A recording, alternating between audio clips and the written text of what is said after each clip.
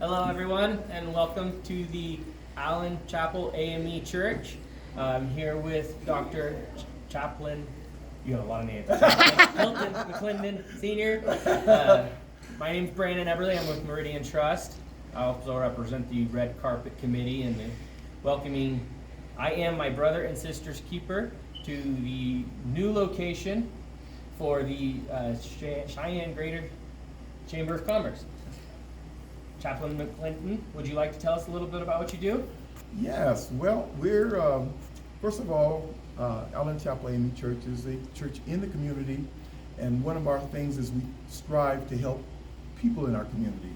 One of the things is homeless. We're right in a location where right down the street, maybe about 2.5 blocks, there's a park where most of our homeless gather at. And then there's other areas in this community, low-down houses that are kind of broken, and they kind of go in there too. So we're just here to be available for them. We do have, what we have here is homeless kids.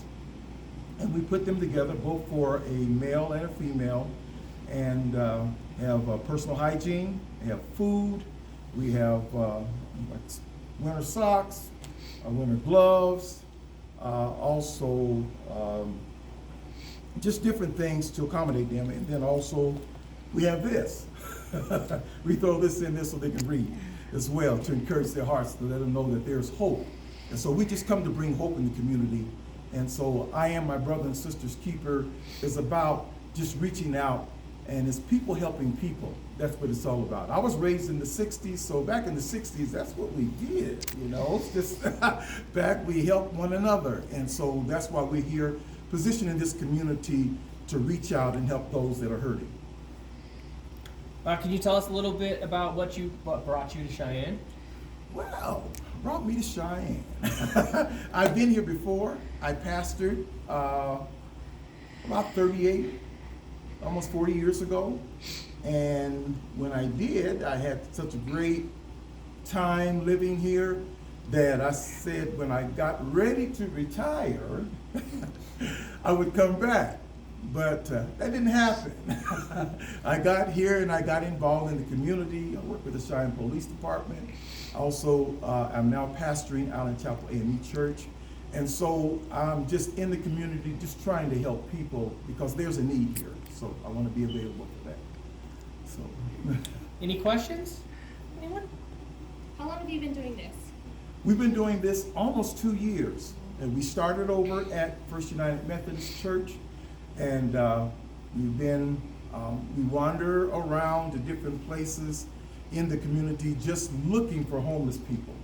And with these kits that we have, we provide the kits with them, whether it's in the winter or in the summer. The summer we have water and different elements to help. But in the winter time we have some of the things that we have here. But it's been probably about 2 years. How do you get the kids to the people? We go find it. We go find them. And then since I've been here, because of the location, they have been coming here because they've seen us, we've been out, different things, and we let them know that we have these kits available for them. So they'll come over sometimes and they'll want something. So my greater future idea is to have a soup kitchen. And just so that when they're cold outside like this, they can have my fabulous chili that I love to cook. And also soup as well, chicken noodle soup. How about donations? We love donations. We need all the donations there because we're restarting now because after we left from First United Methodist, we've been here now since May of last year. So we're just coming in this community and getting adapted to this area. But we used to come over anyway because, you know, this is one of the main areas of our homeless, which you got Kamea Shelter that's down the street here. And so we bring the spiritual side also because we think of mind, body, and soul. Because you can clothe a person, you can feed a person, but they need that inner part. That inner part has to be touched, because if not, they will continue to go the same way they're going. So our job is I'm doing workshop classes here to help them. I'm counseling also to help them, to give them a sense that they can go beyond their means, what they're thinking right now in their lives. And a lot of them, they just need that encouragement. Now I know there are some, that's just their lifestyle. I mean, they go from city to city to city, state to state. But there are some that we can catch that can be productive citizens right here in Cheyenne, and that's what we're looking for. What inspired you to take on this mission? Well, seeing the spiritual need, because I know Kamea does a great job. Myself being a minister, and myself also thinking back when I went to college, I was in Arizona. I was blessed to be in Arizona when I was in college, and I became homeless. And it was in the springtime, I remember. And then I would be at the, y'all know Circle K? I would hang out at the Circle K store, you know, just trying to get some nacho chips or something to eat to get me along. And so I remember those days sitting there being homeless and then resting in the park, going to a park where the weather was good. And I said, well, you know, I wouldn't like to see anyone in that situation.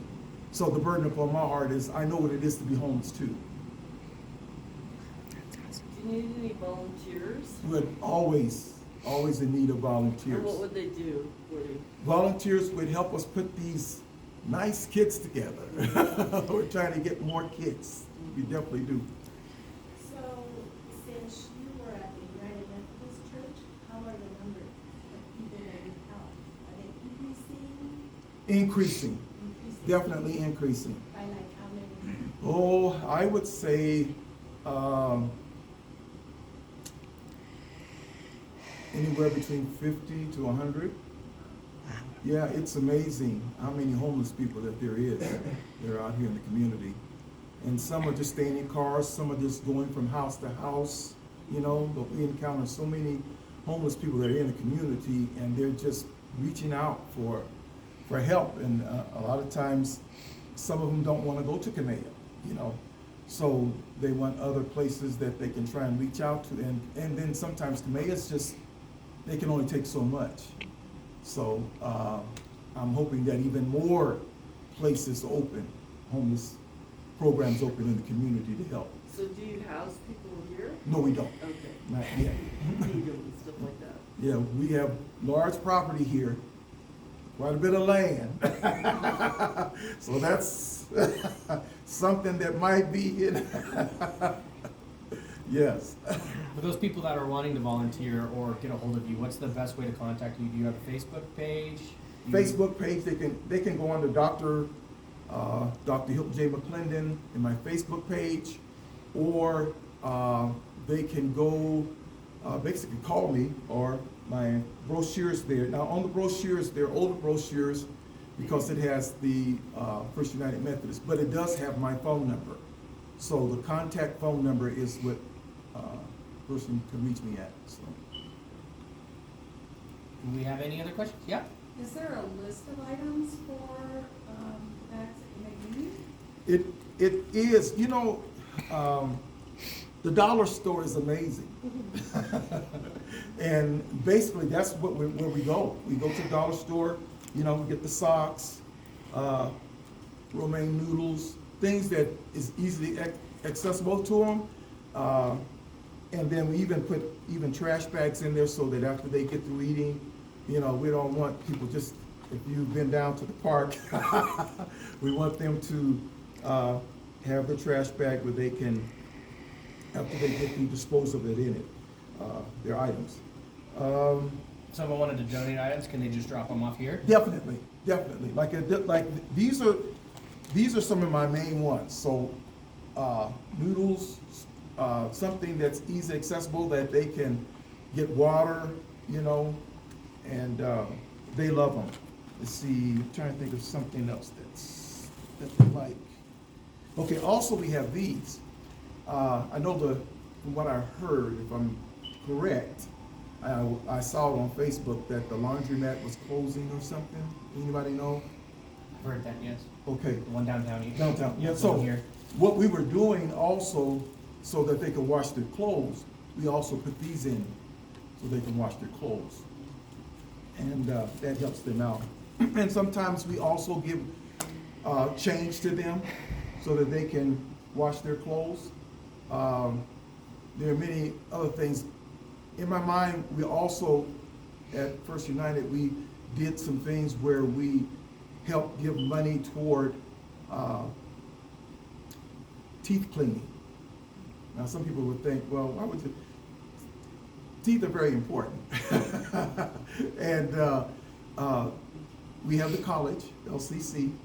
We have several places that are willing, to do some things. So I think about also the body as well with their teeth. Cheeks will cut their hair too. Who? Cheeks. Cheeks, okay. Cheeks will cut their hair, okay.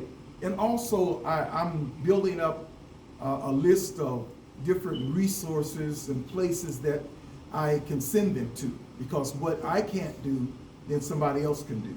So are you in touch with Wyoming 211? Yes, Wyoming 211 is excellent, excellent. I've helped many people because there are people that come even by our church for, help with utilities, and all churches all around in the community. Since COVID hit us, I'm pretty sure everybody knows what happened to the churches.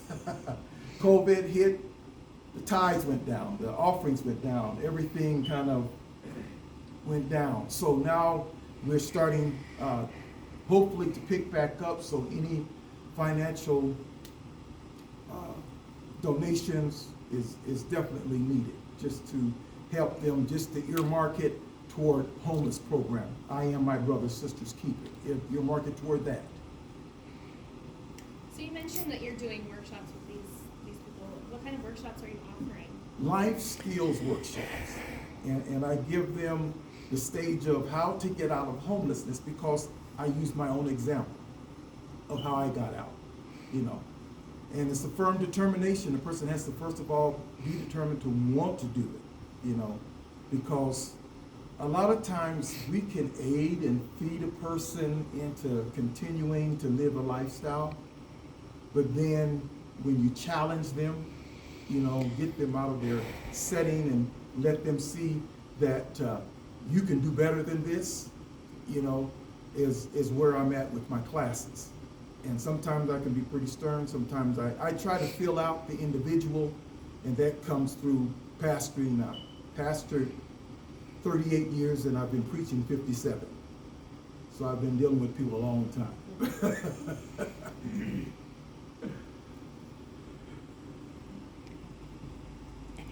So I see that you have blankets over there. Do you do any other clothing other than maybe socks or gloves?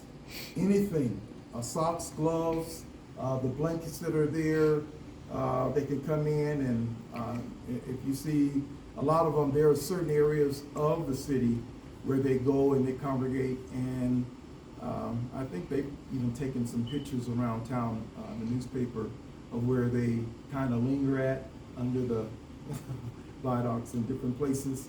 And so they try and get as many blankets as they can to cover up. So if you have blankets or anything like that to give, whatever is needed, but also other bedding, because we get people that do come in and they come to our classes and they have gotten assistance from here in town. And so, like, I had a lady call me the other day and said, well, my child needs some bedding. Do you have it?